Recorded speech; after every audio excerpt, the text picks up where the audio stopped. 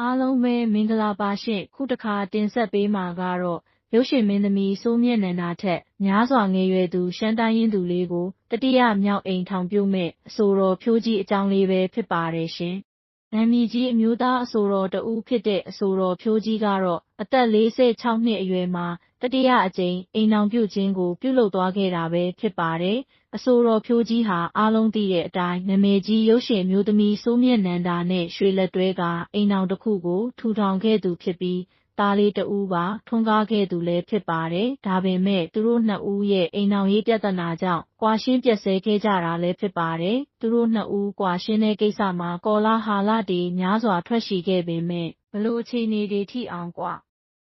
ရှင်းဖြစ်ခဲ့တယ်လို့ထွက်ဆိုပြောဆိုခဲ့ခြင်းမရှိပါဘူး။မင်းသမီးစိုးမြင့်နန္ဒာကတော့အဆိုတော်ဖြိုးကြီးနဲ့ကွာရှင်းပျက်ဆဲအပြီးမှာအိမ်ထောင်ရှိသူမင်းသားဆိုသူနဲ့လူမှုရေးဖောက်ပြန်ခဲ့တာတွေပရိသတ်တွေရဲ့ဝေဖန်မှုတွေများစွာရရှိခဲ့တာပါ။နောက်မှာတော့အဆိုတော်ဖြိုးကြီးနဲ့မင်းသမီးစိုးမြင့်နန္ဒာတို့ကြားမှာကလေးကိုခေါ်ယူထိန်းသိမ်းစောင့်ရှောက်ခြင်းကိစ္စနဲ့အချင်းများစွာကိစ္စတွေဖြစ်ခဲ့ကြပြီးမင်းသမီးစိုးမြင့်နန္ဒာကသာသူမရဲ့သားလေးကိုအကုန်တာဝန်ယူခါပြုစုစောင့်ရှောက်ခဲ့တာလည်းဖြစ်ပါတယ်။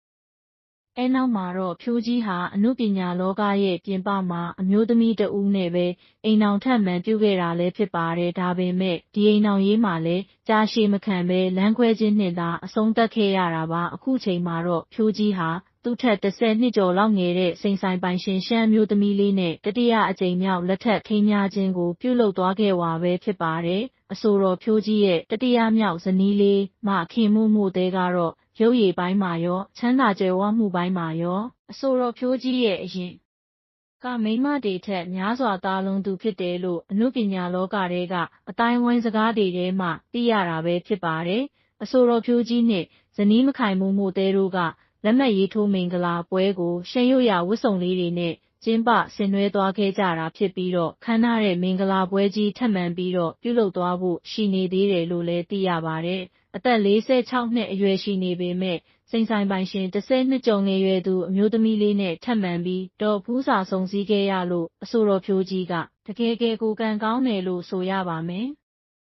ပရိသတ်တွေကရောအဆိုတော်ဖြိုးကြီးတယောက်အခုလိုတတိယအကြိမ်မြောက်အိမ်ထောင်ပြုသွားခဲ့တာနဲ့ပတ်သက်ပြီးဝေဖန်ပြောဆိုခဲ့သူတွေရှိခဲ့သလိုဖြိုးကြီးအတွက်ဝမ်းသာပေးခဲ့ကြတဲ့ပရိသတ်တွေကလည်းများစွာရှိခဲ့ကြတာပါ။မင်းသမီးစိုးမြင့်နန္ဒာနဲ့ကွဲပြီးတော့မကြဘူးယူတဲ့ကလေးမလည်းကွဲတာပဲခုလဲထက်ယူပြန်ပြီးဒီတခါတော့မြဲမလားဆိုတာစောင့်ကြည့်ရမယ်။အနုပညာရှင်တွေအတွက်တော့လွယ်လိုက်တဲ့အိမ်ထောင်ရေးတွေအခုကွဲဖို့ဝင်မလေးသလိုအခုယူဖို့လည်းဝင်မလေးကြဘူး။အစကသူတို့နှစ်ယောက်ကွဲတဲ့ကိစ္စမှာစိုးမြင့်နန္ဒာကိုအမြင်မကြည့်ခဲ့တာ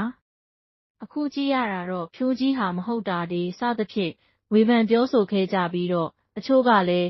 တော့အသက်46နှစ်အရွယ်မှာတောင်မှငယ်ငယ်ချောချောလေးငွေကြေးပြည့်စုံတဲ့အမျိုးသမီးလေးကိုရအောင်ယူနိုင်တယ်လေးစားပါတယ်။ဒီအိမ်ထောင်မှာတော့အစအရာရာအဆင်ပြေပြီးတော့အိုအောင်မင်းအောင်ပေါင်းဖက်နိုင်ပါစေဆိုပြီးတော့ဆုတောင်းစကားတွေပြောသွားပေးခဲ့တာပဲဖြစ်ပါတယ်။ပရိသတ်ကြီးတို့ရောအဆိုတော်ဖြိုးကြီးကိုဘယ်လိုမျိုးထင်မြင်နေလဲဆိုတာကွန်မန့်မှာပြောပေးသွားပါဦးနော်။